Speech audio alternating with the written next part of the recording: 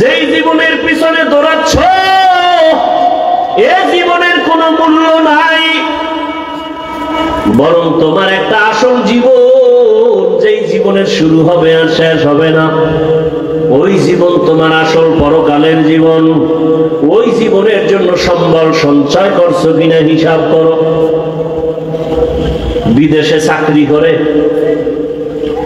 একটা ছাদ দিয়ে একটা বাড়ি করছে বিদেশের টাকা দিয়ে, এরকম আছে না?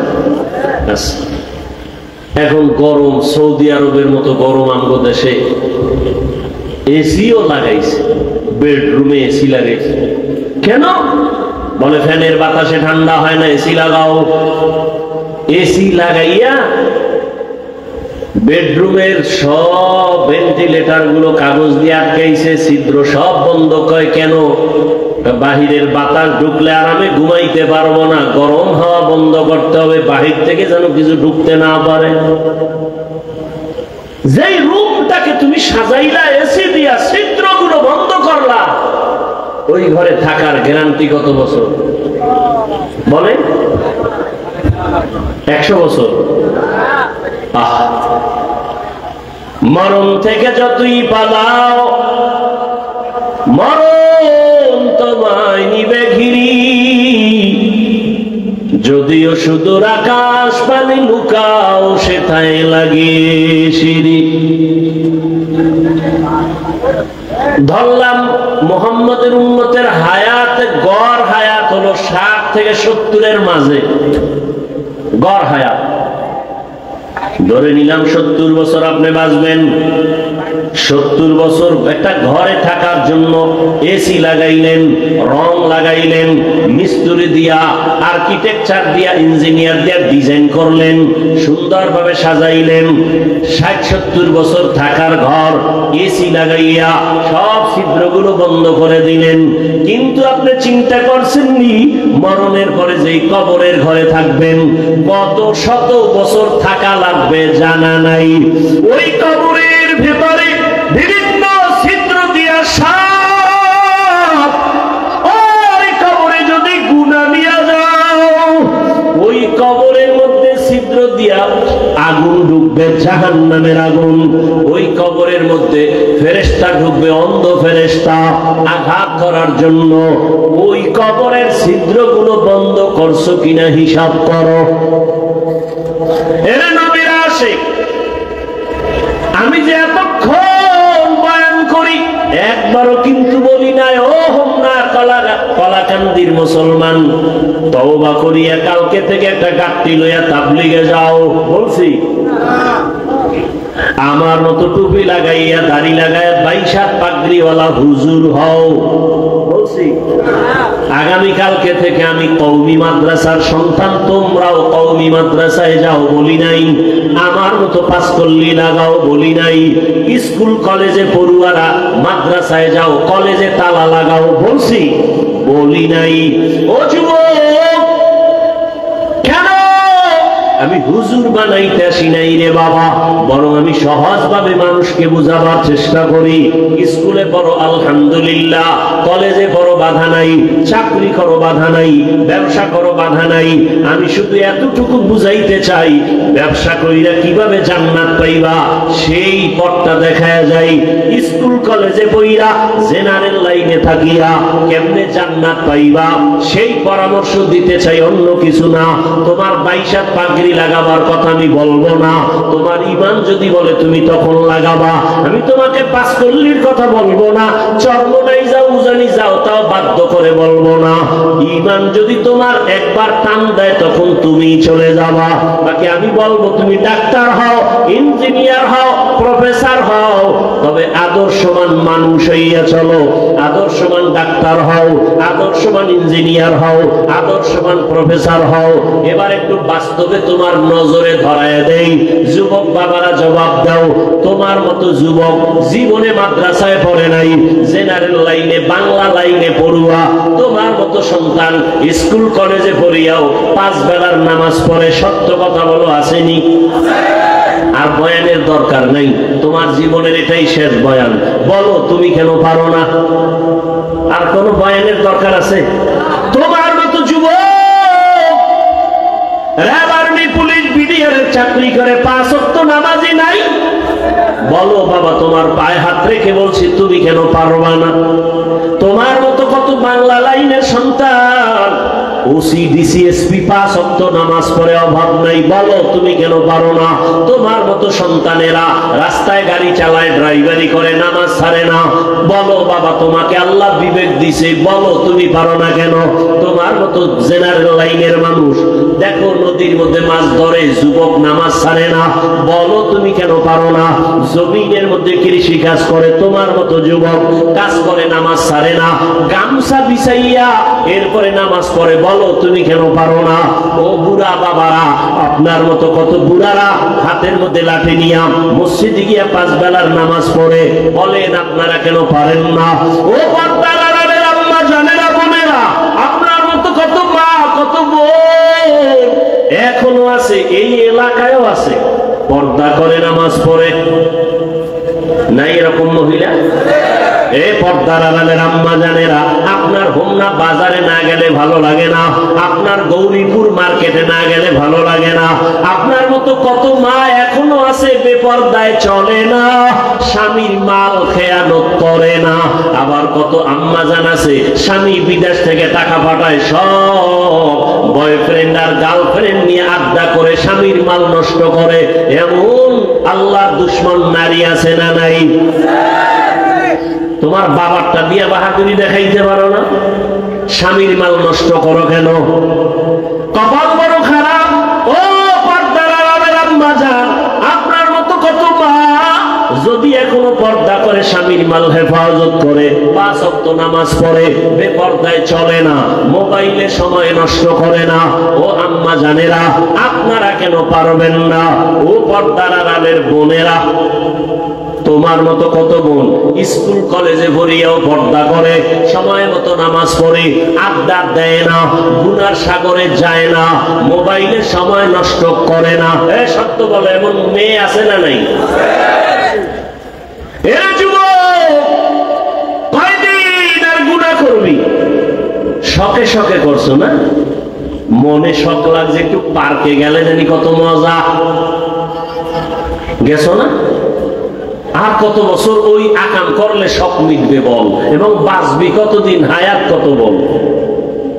জীবনে তো গুনাহ কম করো নাই, মনে শখ লাগছে, সারা রাত মোবাইলে গুনাহ করবি, করেছো, এখনো কি তওবা করবি না?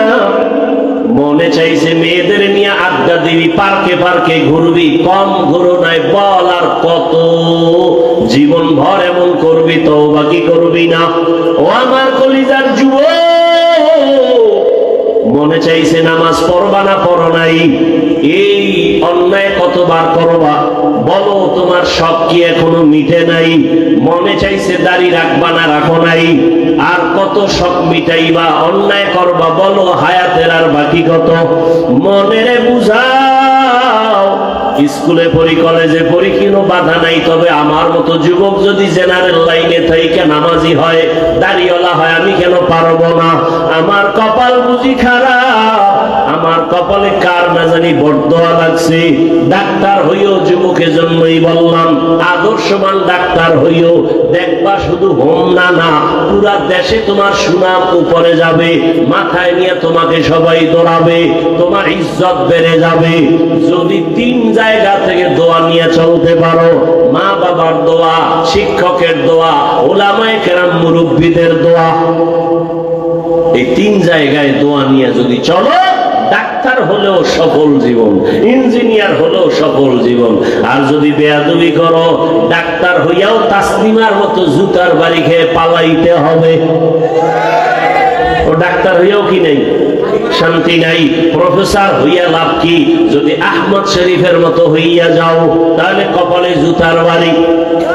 এজন্য আদর্শবান ইঞ্জিনিয়ার হইও, আর আদর্শবান ইঞ্জিনিয়ার হইতে গেলে মদিনা মদিনার নবীর আদর্শ থেকে আর ভালো আদর্শ কারো কাছে নাই। তবে দোয়া লাগবে, কারণ নিজের পাহাড় দুনিতে চলা যাবে না। এক নম্বরে মা বাবার দোয়া, দ্বিতীয় শিক্ষকের দোয়া, তৃতীয় উলামায়ে কেরাম মুরব্বিদের দোয়া। এই তিন দোয়া নিয়ে যদি আগায় যাও, মরার আগে যদি থাকো সম্মান সবার উপরে, মরিয়া গেল তোমার সুনাম।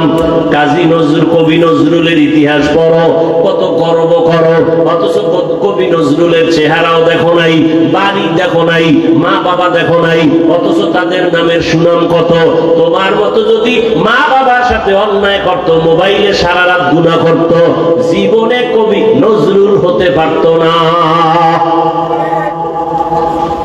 তোমার চোখের সামনে তোমার লাইনের যুবক, ভালো লাইনের আদর্শওয়ালা নাই?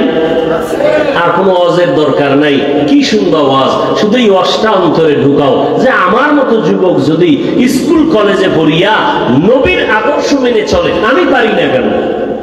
কয়দিন আর হায়াত, এমন একটা দিন নেই দেখো না বিমানে সব শেষ। রাস্তায় বের হইবা, জীবন নিয়ে ঘরে আসা যাবে না এমন কোন দিন নাই আর যুবকের লাশের খবর নাই। ঘুমের বিছানায় যুবকের লাশ, পানির নিচে যুবকের লাশ, হঠাৎ বুকে ব্যথা, হঠাৎ নেই মরণ ফাঁক, মরণ মরণ ফাঁক হাতের মধ্যে লয়ে ঘুরে কি মোবাইল, এটা মরণ অস্ত্র, ইনডাইরেক্ট মরণ অস্ত্র। তোর কিডনি শরীরের সব ধ্বংস করে দিবে মোবাইল, এটা ইনডাইরেক্ট মরণ অস্ত্র। আর একটা আছে ডাইরেক্ট মরণ অস্ত্র, যুবকের বাইক। আসেনি কি বুঝুনি? বুঝো যুবক কি বলছি? বাইক, ওটা ডাইরেক্ট মরণ ফাঁক। ওটার উপরে উঠলেই শরীরে খালি আগুন, পিছনে যদি বিপরীত পাশ থাকে তো আরো আগুন, ঠিক নেই? মায়ের কয় আম্মু একটু হোমনা যাবো 10টার সময়, কেন? বলে আমার বন্ধু আসছে। সেদিন কুষ্টিয়ায় বয়ানে গেছি, একজন ভালো আলেম কাঁদতেছেন আর বলতেছেন হাফিজ ভাই তার খুবই কলিজার এক আপন ভাগিনা সিঙ্গাপুরে যাবে, ভিসা দিছে, 2-1 মাসের মধ্যে ভিসা পেয়ে গেছে, টিকিট করবে। সকাল 8টার সময় বন্ধু এসে টেলিফোন করছে একটু চা খাবো, ওই মরণ ফাঁক ডাইরেক্টর নিয়ে রওনা। হাজারো সন্তানের মধ্যে একটা ভদ্র ছেলে, 10 মিনিট পরে টেলিফোন আসলো মায়ের কাছে, লাশ নিয়ে যাও। এ বলতেছে আর হুজুর কাঁদতেছে, অথচ বাইরে যাবে, ভিসা রেডি, টিকিট করবে। তুমি এখানে বসে আছো সুস্থ, আগামীকাল তোমার কি উপায় হবে, কি হালাত হবে, কি অবস্থা হবে? তুমি এখন বাসায় গিয়ে ঘুমাবা, সকালবেলা মা দেখবে যে চির ঘুমে চলে গেছে। হতে পারে না? কিসের বাহাদুরি করো বল? এরপরও তো মনের শখ মিটে গুনাহ কম করো নাই, মনে যা চাইছে তাই করছো, যা চাইছে তাই করেছো, আর কত তওবা কি করবা না? কপাল কি এতই খারাপ? এরকম অভিশপ্ত কপাল নিয়ে কেন দুনিয়াতে আসছে? তোমার ব্যবহারে মাও বেজা, তোমার ব্যবহারে বাবার মনে কষ্ট, তোমার আচরণে শিক্ষকের অন্তরে কষ্ট, তোমার আচরণে মুরব্বীদের অন্তরে কষ্ট, তোমার ব্যবহারে আলেম ওলামার অন্তরে কষ্ট। তুমি শুধু কষ্ট দেওয়ার জন্যই দুনিয়াতে জন্ম নিছো। এই অভিশপ্ত কপালওয়ালা, দুনিয়াতে শুধু তোর ব্যবহার দিয়ে খালি কষ্টই দিবি। ইমাম সাহেব তোর ব্যবহারে অসন্তুষ্ট, এলাকার কোন হুজুর তোরে সালাম দিলে তোর থেকে কষ্ট পায়, ঘরের মা কষ্ট পায়, বাপ কষ্ট পায়। তুই আইসো কা দুনিয়া, সবার বরদোয়া নিয়ে মরবি। এই জন্য এখনো সময় আছে, তওবা করো, মনে মনে মনে মনে আল্লাহকে ডাকো, অন্তর দিয়ে তওবা করো, আর মনে মনে বলো আল্লাহ তো শুনতেছেন। বলো আল্লাহ জীবনে কন্যায় কম করি নাই, ও আল্লাহ এই মজলিসে আমার মতো মনে হয় গুনাহগার কেউ নাই।